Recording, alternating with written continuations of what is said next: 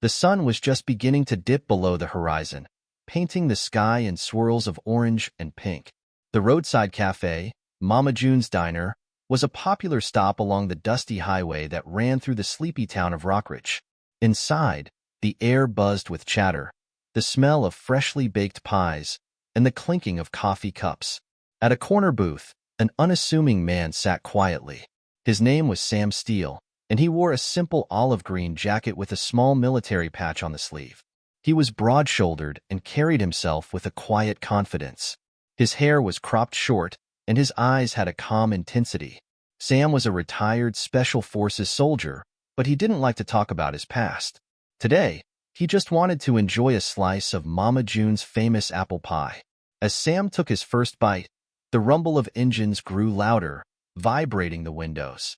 The door to the diner swung open, and in strode a group of bikers, clad in leather jackets with the name Iron Wolves embroidered on the back. The leader, a towering man with a thick beard and a gold tooth, was called Tank. His sidekick, a wiry guy with wild hair, went by the name Rattlesnake. Behind them was an entourage of tough-looking riders, all swagger and loud laughter. The bikers made a beeline for the counter, demanding burgers and milkshakes.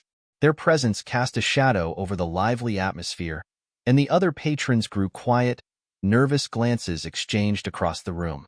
Even Mama June, a stout and fearless woman, looked a bit uneasy as she rushed to fill their orders. Tank and Rattlesnake noticed Sam sitting alone, and their eyes lit up with mischief. The former soldier didn't look like much, a guy just minding his own business. Tank grinned, nudging Rattlesnake. "Watch this," he whispered with a chuckle.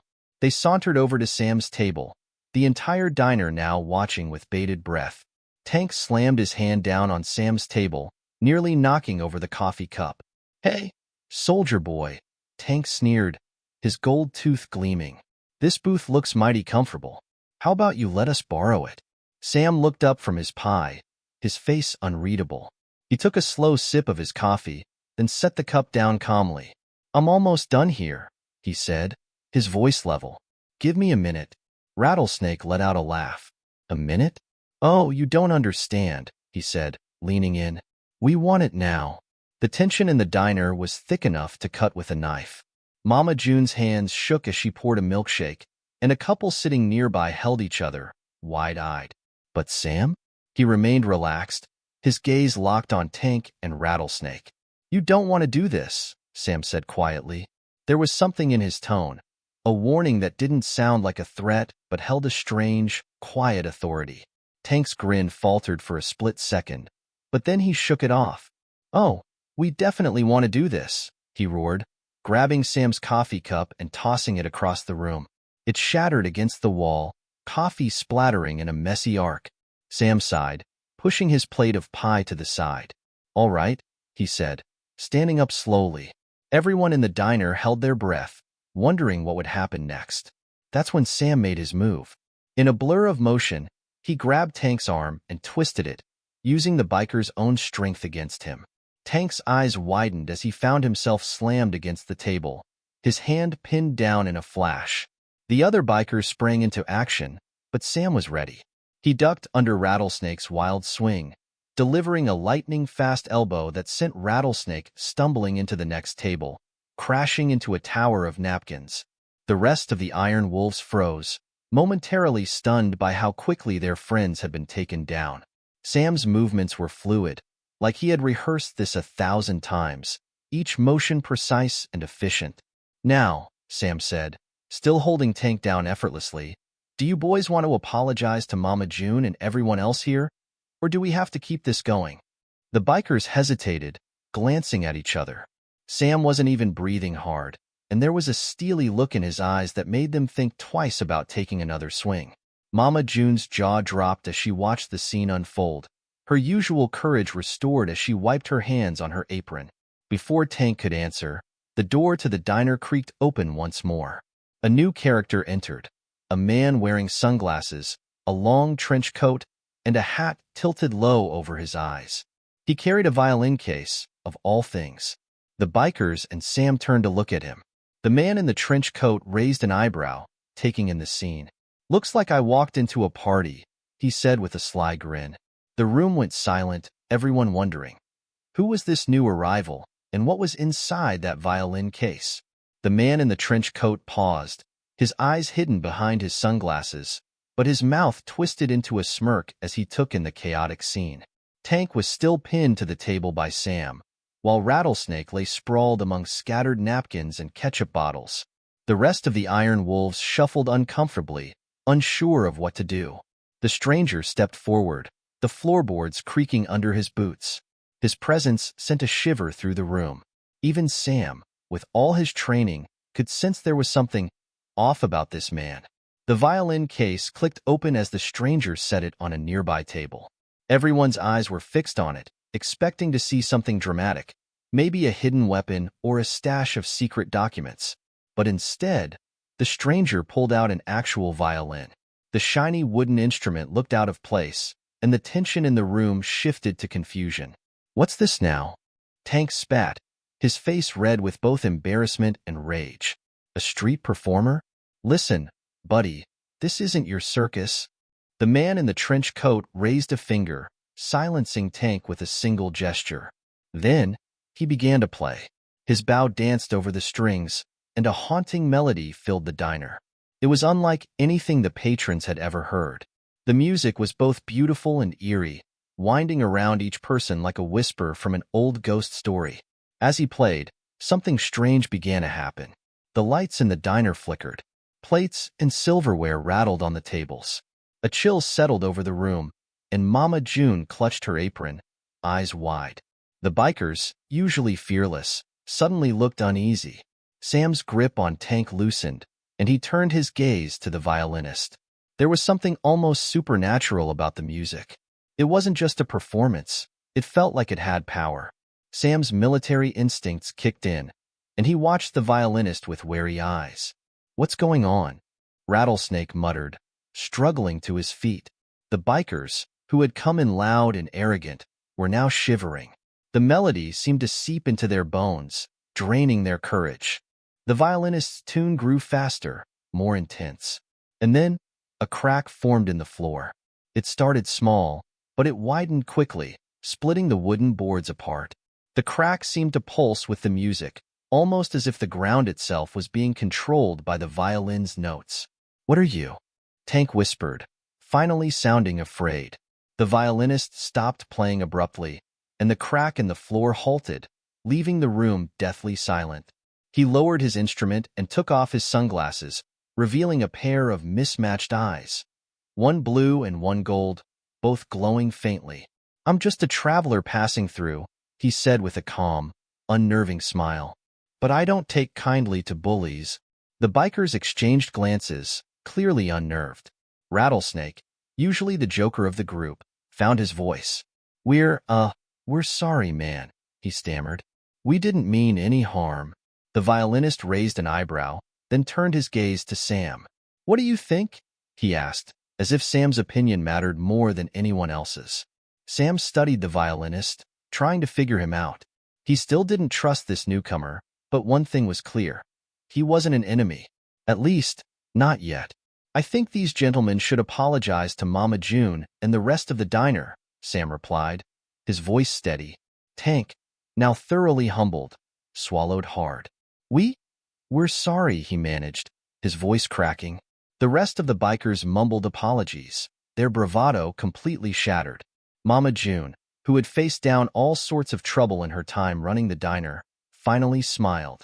"Apology accepted," she said, though her voice still wavered a little. The violinist nodded, satisfied. "Good." He turned back to his violin case, but before putting the instrument away, he glanced at Sam one more time.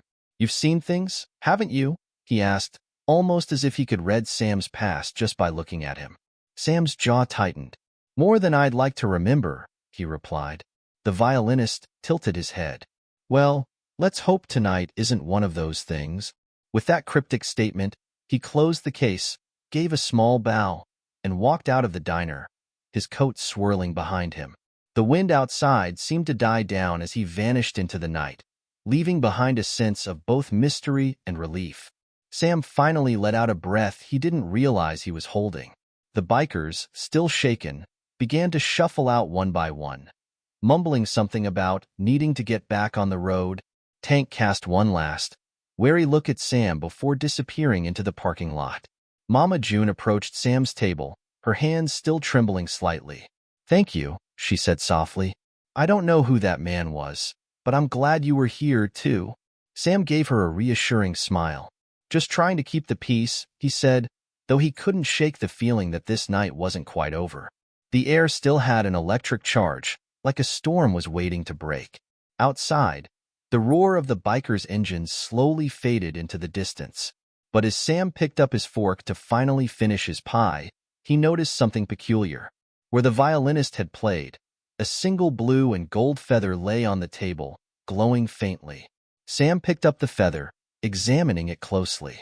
He had no idea what it meant, but he knew one thing for sure. Rockridge was no longer just a sleepy town, and whatever had just passed through was only the beginning of a story that was far from over. As Sam held the blue and gold feather in his hand, it pulsed with a soft, otherworldly light. The warmth from the feather spread through his fingers, almost as if it were alive. Mama June leaned over, her eyes wide with wonder. "What in the world is that?" she whispered.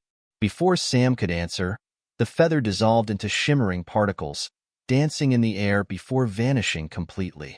A sudden chill swept through the diner, and the lights flickered again. Sam tensed, his soldier instincts kicking in. He knew something was coming, something that wouldn't be as easy to handle as a few rowdy bikers. The door to the diner creaked open once more, but this time, no footsteps followed. Instead, a mist began to seep in, curling around the tables and chairs, carrying with it a deep, echoing voice. "You've interfered with something beyond your understanding," the voice said, chilling everyone to the bone. "The traveler you saw was not supposed to be here, and now you must pay the price." Mama June stumbled back, clutching her chest. The few remaining patrons huddled together, their fear palpable. Sam stepped forward, his heart pounding. "Show yourself," he demanded, his voice strong and unwavering.